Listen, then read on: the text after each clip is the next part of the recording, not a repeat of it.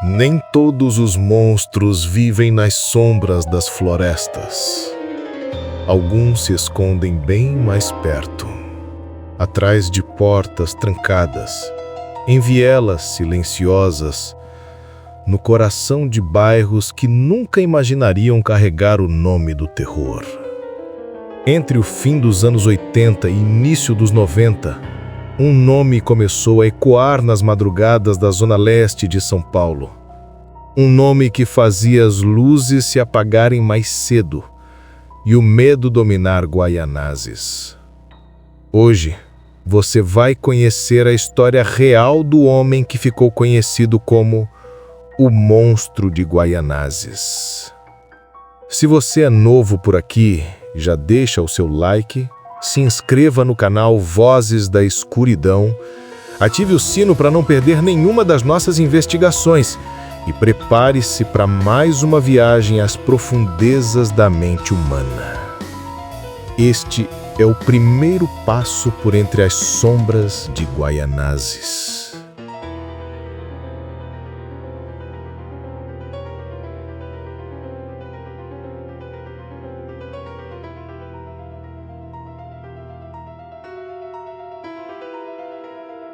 O cenário do terror.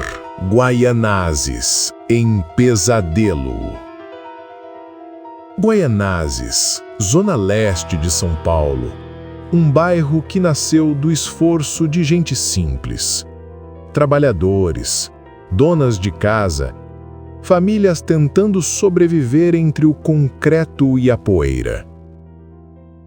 Mas, por trás das fachadas modestas e do movimento dos trens, existia uma outra face.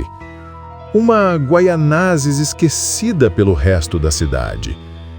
Ruas mal iluminadas, becos estreitos, terrenos baldios que pareciam engolir a noite.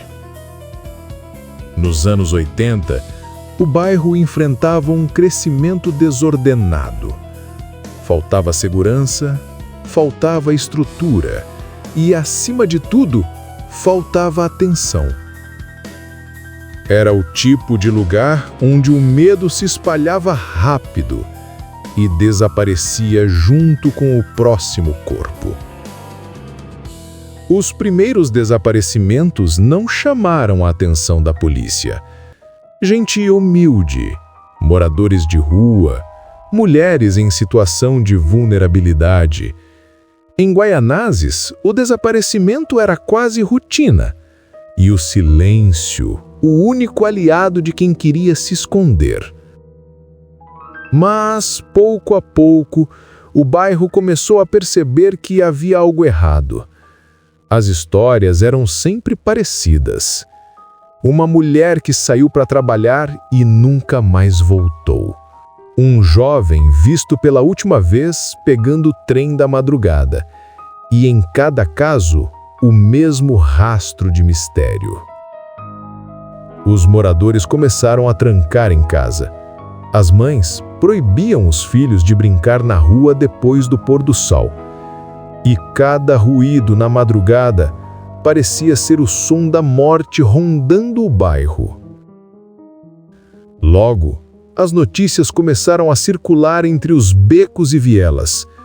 Pessoas juravam ter ouvido gritos vindos de terrenos vazios. Outros diziam ter visto um homem alto, magro, de passos lentos, observando as casas. Ninguém sabia quem era, e poucos tinham coragem de falar. A polícia, sobrecarregada com outros crimes, tratava as histórias como boatos, mas as famílias, elas sabiam que algo real estava acontecendo ali. Algo que andava à noite, que conhecia o bairro e que parecia escolher suas vítimas com calma. Com o passar dos meses, Guaianazes se transformou. As esquinas antes movimentadas ficaram desertas. Os bares, que costumavam ecoar risadas, se calaram. As igrejas passaram a encher, não de fé, mas de medo.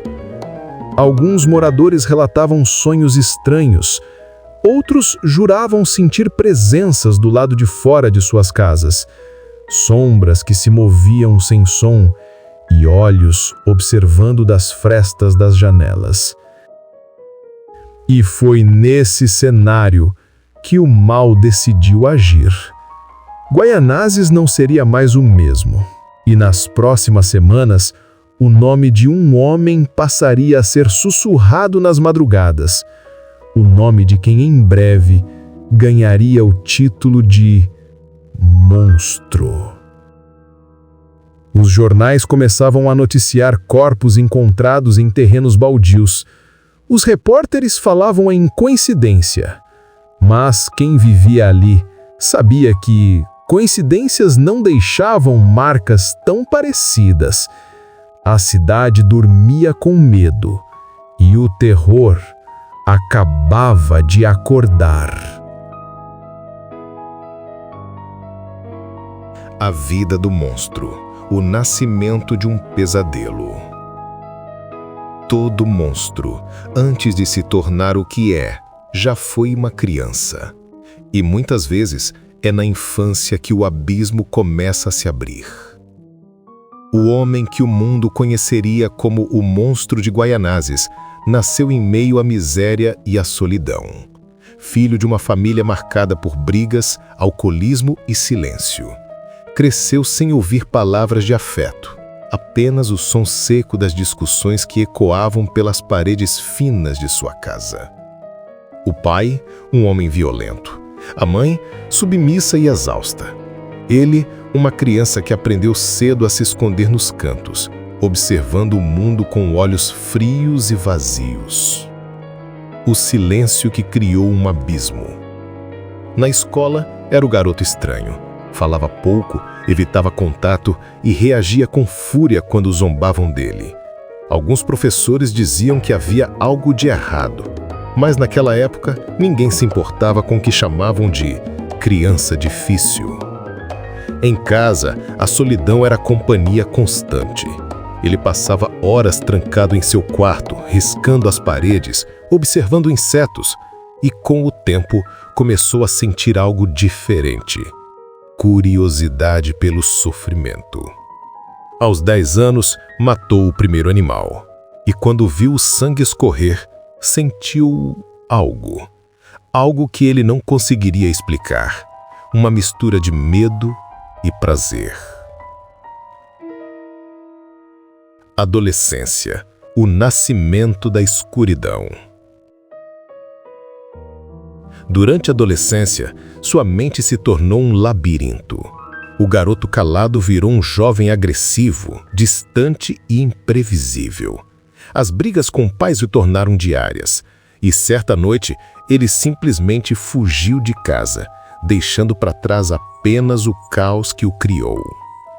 Nas ruas, viveu de pequenos furtos e favores. Dormia em galpões abandonados, fazia bicos em oficinas, mas por dentro, algo crescia. Um desejo sombrio e incontrolável de exercer poder sobre os outros. Alguns o descreviam como quieto demais, outros como alguém que tinha um olhar que gelava a alma.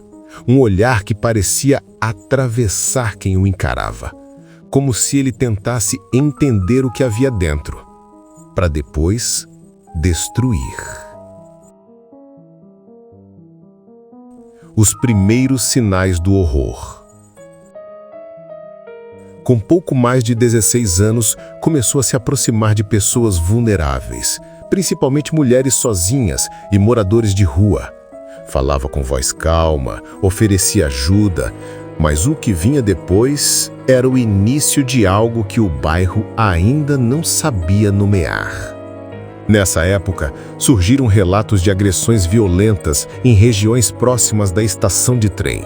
A polícia tratava como casos isolados. Ninguém imaginava que aquele jovem franzino e calado seria anos depois o centro do pesadelo.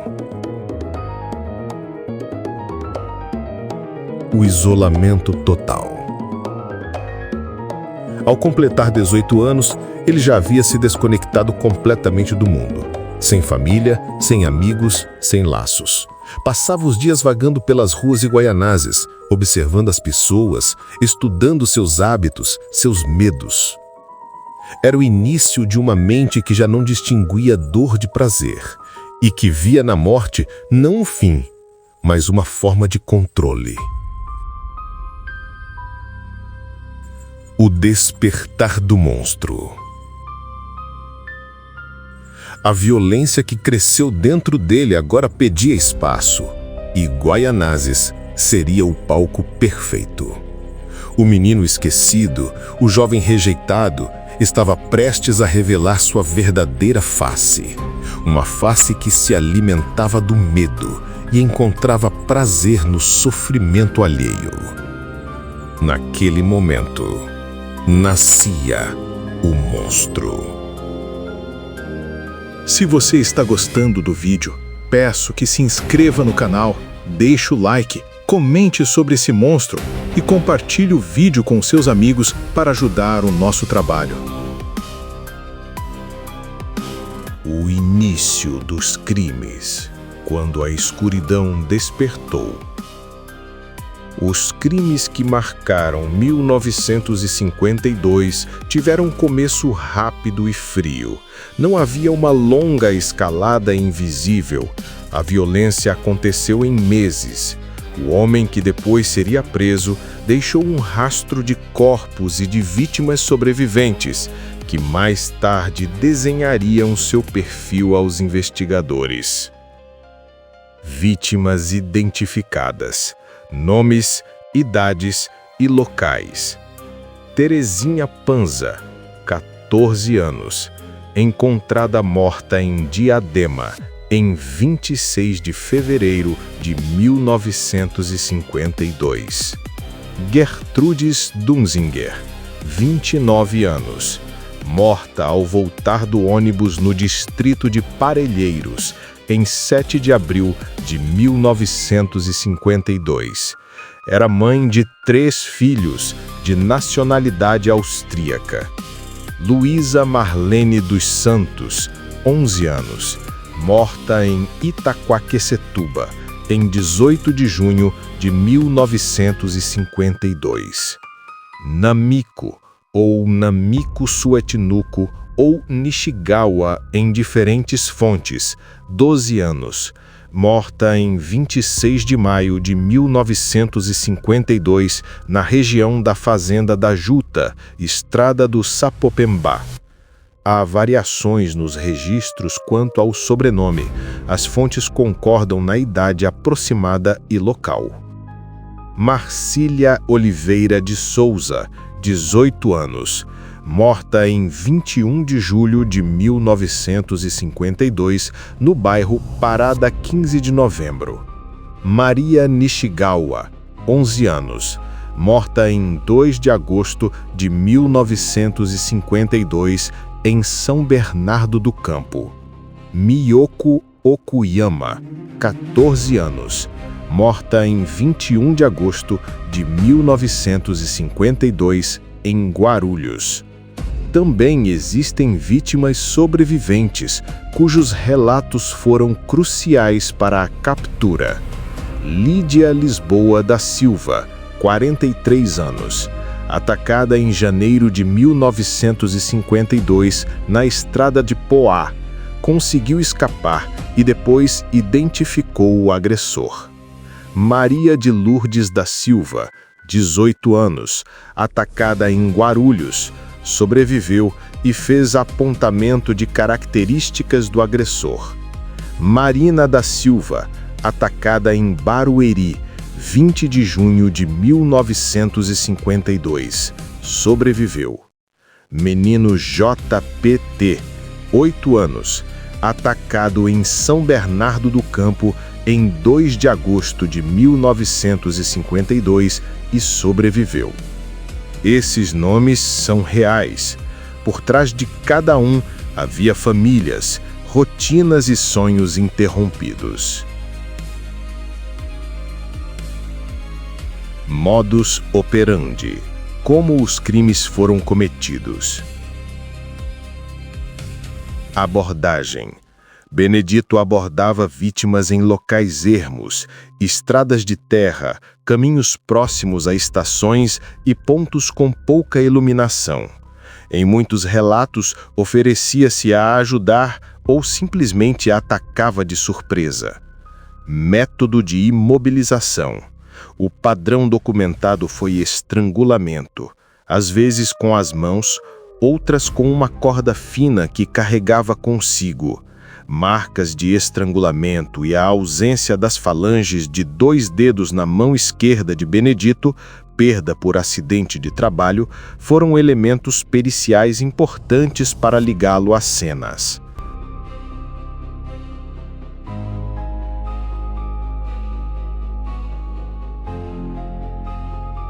Posicionamento dos corpos ou locais encontrados. Muitos corpos foram deixados próximos a matas, terrenos baldios ou margens de estradas, ou encontrados em distritos periféricos como Diadema, Parelheiros, Guarulhos, Itaquaquecetuba, São Bernardo do Campo e Parada 15 de Novembro. Os locais eram geralmente pouco circulados, o que facilitava a ação do agressor. Violência sexual. As investigações e laudos mencionam que algumas vítimas sofreram violência sexual.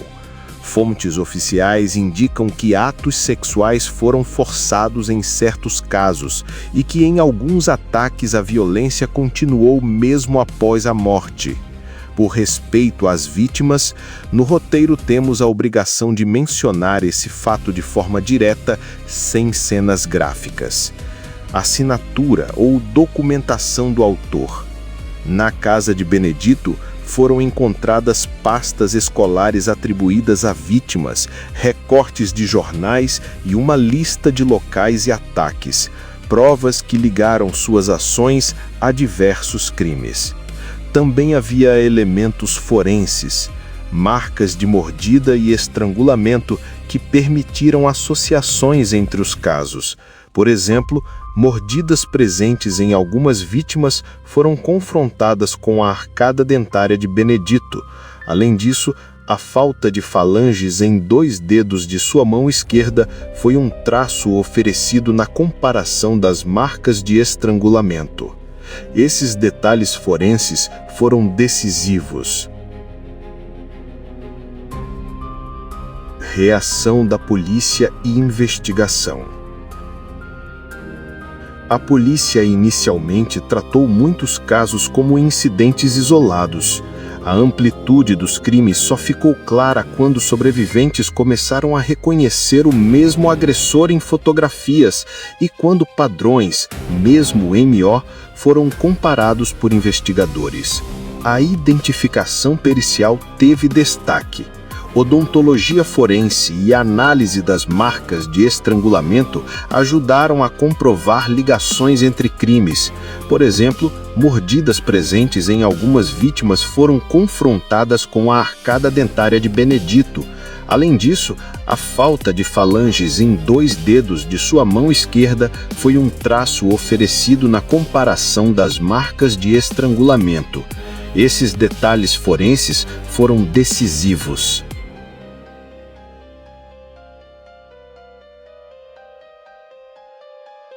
A captura. Pistas e momentos decisivos. Investigações e campanas policiais montadas ao redor dos endereços fornecidos por testemunhas levaram à prisão de Benedito em 29 de agosto de 1952. Na casa dele, foram apreendidos materiais que indicavam anotações sobre ataques e reminiscências das vítimas, evidências contundentes que deram forma ao caso. Se você está gostando do vídeo, peço que se inscreva no canal, deixe o like, comente sobre esse monstro e compartilhe o vídeo com seus amigos para ajudar o nosso trabalho. Depois de meses de investigação e de um julgamento que arrastou o medo até dentro dos tribunais, o chamado Monstro de Guaianazes finalmente foi declarado culpado. Suas ações deixaram marcas profundas em famílias, em laudos e no coração de uma cidade inteira. Benedito Moreira de Carvalho não terminou seus dias em uma cela comum. Ele foi enviado ao manicômio judiciário de Franco da Rocha, onde passaria o resto da vida sendo observado, estudado e lentamente esquecido, como uma sombra que o tempo se recusa a apagar. Mas, por mais que o corpo tenha sido aprisionado, o medo, esse nunca foi preso. Em Guaianazes, por muitos anos, as pessoas ainda evitavam andar sozinhas. Ainda trancavam as portas antes do pôr do sol e juravam ouvir passos lentos, arrastados, cruzando as vielas quando a lua se escondia. O caso mudou para sempre a forma como São Paulo enxergava o horror. Foi um dos primeiros a misturar ciência forense, psiquiatria e medo puro. Uma combinação que mostrou o quanto a maldade humana pode se esconder sob o rosto mais comum. E, se há uma lição que fica, é essa. O verdadeiro terror nunca está nas sombras. Ele caminha entre nós e, às vezes, sorri. Se essa história arrepiou a sua alma, deixe o seu like agora mesmo. Inscreva-se no canal Vozes da Escuridão e ative o sininho para não perder nenhum novo caso que a noite esconde. Cada semana, um novo mergulho nos recantos mais obscuros da mente humana. Eu sou Malekith e essas foram as Vozes da Escuridão. Até o próximo caso.